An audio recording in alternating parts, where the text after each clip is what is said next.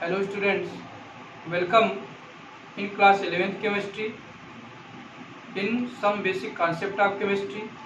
In this video lecture, we will study about the molecular mass and mole concept. Molecular mass. What is molecular mass? Sum of atomic masses of the elements present in a molecule is known as molecular mass. Means किसी भी molecule में जितने भी atom present होंगे उन सारे atom का atomic mass अगर हम ऐड कर दें तो हमको मॉलिक्यूलर मास पता चल जाएगा। फॉर एग्जांपल देखते हैं। Calculate the molecular mass of methane. Methane का मीन्स CH4 का हमको मॉलिक्यूलर मास कैलकुलेट करना है। तो स्टूडेंट CH4 में आप देखिए इसमें 1 कार्बन एटम है, मीन्स हैव 1 कार्बन एटम, और 4 आइटम किसके हैं? हाइड्रोजन के, एंड 4 हाइड्रोजन आइटम। तो मॉलिक्यूलर मास को कैलकुलेट करने के लिए क्या करना है हमको? CH4 में जितने भी आइटम है डिफरेंट एलिमेंट का, उसका एटॉमिक मास हम क्या करेंगे? ऐड कर देंगे। तो मॉलिक्यूलर मास ऑफ CH4 इसको कैलकुलेट करने के लिए क्या करेंगे? एटॉमिक मास ऑफ कार्बन का एटॉमिक मास, और कितने आइटम है? ओनली 1 आइटम, इंटू वन कर दिया, plus atomic mass of hydrogen का एटॉमिक मास। लेकिन कितने हाइड्रोजन आइटम है? यहाँ 4 हैं, तो मल्टीप्लाइड बाई 4। तो स्टूडेंट्स आपको पता है कि कार्बन का एटॉमिक मास होता है 12 इंटू 1, क्योंकि 1 आइटम है, और हाइड्रोजन का एटॉमिक मास होता है 1 इंटू 4 से इसलिए मल्टीप्लाई किया है कि इसमें हाइड्रोजन के कितने आइटम है? 4 आइटम है। टोटल जब ऐड किया तो आ गया 16 AMU means atomic mass unit. तो इस तरह से 16 एटॉमिक मास यूनिट आ गया आपका क्या? Molecular mass of methane CH4। इसी तरह से एक और क्वेश्चन है स्टूडेंट्स, इसको आप लोग सॉल्व करिएगा। Calculate the molecular mass of C2H5OH means ethyl alcohol. इसको आपको करना है, मीन्स इथाइल एल्कोहल का मॉलिक्यूलर मास आपको कैलकुलेट करना है। तो इसको आप लोग घर पे करिएगा। नेक्स्ट है student formula mass. What is formula mass? Some substances does not exist in single molecule. बहुत से ऐसे सबस्टेंस हैं जो सिंगल मॉलिक्यूल के फॉर्म में एग्जिस्ट नहीं करते। फॉर एग्जाम्पल हम लेते हैं, जैसे आपका है sodium chloride, which exist in 3-dimensional structure in which one Na plus ion is surrounded by 6 Cl minus ions and vice versa। Means sodium chloride क्या है? NaCl सिंगल मॉलिक्यूल के फॉर्म में एग्जिस्ट नहीं करता। सोडियम क्लोराइड मीन्स आपका जो common salt है उसका फार्मूला NaCl है। Means 1 sodium ion 6 chlorine ion से सराउंडेड होता है, घिरा होता है। इसी तरह से 1 Cl ion, chloride ion 6 sodium ion से घिरा होता है। मीन्स ये NaCl के फॉर्म में एग्जिस्ट नहीं करता, बल्कि ये एग्जिस्ट कैसे करता है? इन 3-डायमेंशनल स्ट्रक्चर। तो ऐसे कंपाउंड्स के लिए हम लोग फार्मूला मास का यूज करते हैं। Means for such compounds we use formula mass calculation. तब हम वहाँ मॉलिक्यूलर मास का यूज नहीं करेंगे, क्योंकि सिंगल मॉलिक्यूल इसका एग्जिस्ट ही नहीं करता। जब भी होगा तो ये क्या होगा? 3-डायमेंशनल स्ट्रक्चर में होगा। तो इसलिए इसके लिए हम फार्मूला मास यूज करते हैं। तो फार्मूला मास कैलकुलेट करने के लिए बिल्कुल सेम मेथड हम अप्लाई करते हैं जो कि मॉलिक्यूलर मास के लिए अप्लाई करते हैं। तो फार्मूला मास ऑफ NaCl का फार्मूला मास हमको कैलकुलेट करना है। तो atomic mass of sodium, 1 item of sodium is here in NaCl, plus atomic mass of chlorine. इस फार्मूले में देखिए सिंगल क्लोरीन आइटम है और सिंगल सोडियम आइटम है। तो सोडियम का एटॉमिक मास होता है 23 और क्लोरीन का एटॉमिक मास होता है 35.5।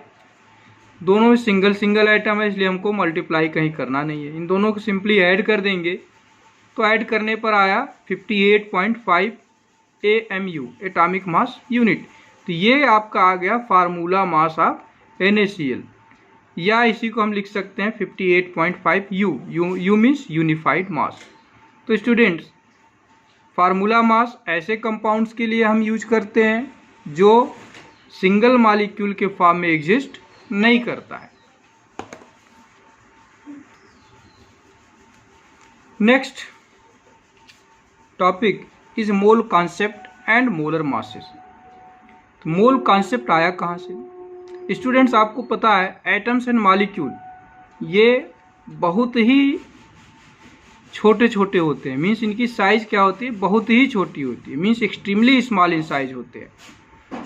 और अगर हम किसी सबस्टेंस का बहुत थोड़ा सा अमाउंट ले लें, means small amount of any substance if we take, then it will contain a large number of entities. Means बहुत थोड़ा सा अमाउंट लें तो उसमें जो नंबर ऑफ एंटिटीज होगी वो बहुत ज़्यादा होगी। मीन्स होगा क्या, तो नंबर ऑफ एंटिटीज जब बहुत ज़्यादा है तो उसके लिए हमको एक यूनिट होती है उसको रिप्रेजेंट करने के लिए। मीन्स एक लार्ज नंबर हमको मिलेगा, लार्ज नंबर को रिप्रेजेंट करने के लिए हमको क्या होगी, एक यूनिट की रिक्वायरमेंट होगी। तो जैसा कि आप जानते हैं किसी भी लार्ज नंबर को रिप्रेजेंट करने के लिए एक हम सिंगल वर्ड यूज करते हैं, जैसे 1 डोजन। मीन्स अगर 12 आइटम हम रखते हैं तो इसको हम लिख सकते हैं 12 पीसेस, या शॉर्ट में लिख दें 1 डोजन। तो 1 डोजन मीन्स 12 पीसेस। इसी तरह से 1 स्कोर डिनोट्स 20 आइटम्स। अगर कोई भी चीज़ 20 नंबर है या कोई भी सामान हम 20 की संख्या में लें, 20 नंबर्स लें, तो उसके हम क्या बोलते हैं, स्कोर। इसी तरह से 1 ग्रास रिप्रेजेंट्स 144 आइटम्स। मीन्स अगर 144 पीस है कोई सामान तो उसको हम या तो 144 आइटम लिख दें या डायरेक्ट लिख दें 1 ग्रास। तो 1 ग्रास किसको रिप्रेजेंट कर रहा है, एक फिक्स्ड नंबर को रिप्रेजेंट कर रहा है जो कि 144 है। इसी तरह से सेंचुरी आपको पता है, तो समझ जाते हैं सेंचुरी मीन्स 100। तो इसी तरह से जो एटम और मॉलिक्यूल हैं ये इतने छोटे छोटे होते हैं कि अगर किसी भी सबस्टेंस का थोड़ा सा अमाउंट ले लें तो उसमें नंबर ऑफ एटम्स या नंबर ऑफ मॉलिक्यूल्स बहुत ही ज़्यादा होंगे। तो इसी तरह से like this SI system introduced 7th base unit for the large number of atoms molecules system है, इन्होंने एक इंट्रोड्यूस किया, एक यूनिट इंट्रोड्यूस किया, किसको डिनोट करने के लिए, लार्ज नंबर ऑफ एटम और मॉलिक्यूल को रिप्रेजेंट करने के लिए एक यूनिट इंट्रोड्यूस किया जिसको हम बोलते हैं मोल, जिसको बोलते हैं हम मोल। तो मोल है क्या, व्हाट इज मोल? तो मोल के लिए आपका डिफिनीशन है 1 मोल is the amount of a substance that contains as many particles as there are atoms in exactly 12 gram of the carbon 12 isotope। 1 mole क्या है, 1 मोल वह अमाउंट है किसी भी सबस्टेंस का वह अमाउंट है जिसमें उतने पार्टिकल्स पाए जाते हैं जितने कि कार्बन 12 के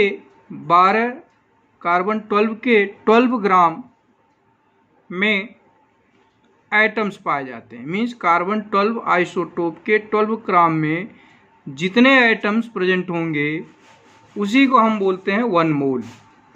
तो किसी भी सबस्टेंस का अगर हम पार्टिकल्स लें तो नंबर ऑफ पार्टिकल्स कितने हों, जितने एटम कार्बन 12 के 12 ग्राम में या 12 ग्राम में प्रेजेंट हैं उसी को हम बोलते हैं 1 mole. That is we can write 1 mole is equal to total number of atoms of carbon 12 present in 12 gram of carbon 12 isotope or atom, carbon 12 atom के 12 ग्राम में जितने एटम कार्बन 12 के पाए जाते हैं उसी नंबर को हम बोलते हैं 1 मोल। तो it is determined by the mass spectrometer. एक मास स्पेक्ट्रोमीटर के द्वारा ये डिटरमाइन किया गया कि mass of a carbon 12 atom, carbon 12 के एक सिंगल एटम का मास डिटरमाइन किया गया। तो ये पाया गया 1.992648 इंटू 10⁻⁻³ ग्राम। ये मास है कार्बन 12 के सिंगल एटम का। इसका मतलब ये हुआ कि 1.992648 into 10⁻⁻23 gram of carbon 12 atom is equal to 1 atom of carbon 12 atom. Means carbon 12 के सिंगल एटम का वेट इतना है, मास इतना है। तो 12 gram of carbon 12 atom contains how many numbers of carbon 12 atom. 12 ग्राम में कितने एटम होंगे? तो इसके लिए क्या करना है, हमको 12 ग्राम को डिवाइड कर देना है। 12 ग्राम कार्बन एटम है हमारे पास, तो 12 ग्राम को हम डिवाइड कर देंगे किससे? 1 atom of the carbon atom के मास से। कार्बन एटम के 1 एटम के मास से अगर हम इसको डिवाइड कर देंगे तो टोटल नंबर हमको पता चल जाएगा कि 12 ग्राम कार्बन 12 एटम में कितने नंबर ऑफ कार्बन 12 एटम्स हैं। तो 12 को डिवाइड कर देते हैं बाई 1.992648 इंटू 10⁻⁻23, क्योंकि ये जो है इतना ग्राम, ये क्या है, दिस मच इज ग्राम। इतने ग्राम क्या है? ये मास है 1 एटम ऑफ द कार्बन 12। तो 12 ग्राम में कितने होंगे? डिवाइड करने पे कितना आया? 6.0221367 into 10⁻23 atoms. Means carbon 12 atom, carbon 12 के 12 ग्राम एटम में, 12 ग्राम एटम में total number of carbon 12 atom कितने आ गए? 6.022137 इंटू 10⁻23 एटम्स। या इसी को हम लोग लिख सकते हैं will be equal to 6.022 into 10⁻23। और यही किसके इक्वल है? This is equal to the 1 mole. तो 1 मोल क्या है? It is a fixed number. 1 mole is a definite number. ये 1 मोल क्या है? It is a definite number. Means हमेशा 1 मोल क्या होगा? एक डिफिनिट नंबर है। जैसे 1 डोजन में 12 होता है, सेंचुरी में 100 होता है। तो जैसे आप लेते हैं, जैसे मान लीजिए हमने 1 डोजन बनाना ले लिया। 1 डोजन बनाना का मतलब हुआ 12 पीस आप बनाना। 1 डोजन हम मैंगो ले लें, तो 1 डोजन मैंगो का मतलब कितना हुआ? 12 piece of mango. 1 dozen guava ले लें, 1 डोजन पोटैटो ले लें, तो आप इसको अच्छी तरह समझते हैं। 1 डोजन है तो कितना टोटल नंबर होगा उसका? 12 होगा। ठीक उसी तरह से 1 mole is also have a definite number. कोई भी चीज़ हम ले लें, तो आप जानते हैं हम लोग किसकी बात कर रहे हैं? एटम की, मॉलिक्यूल की, आयंस की।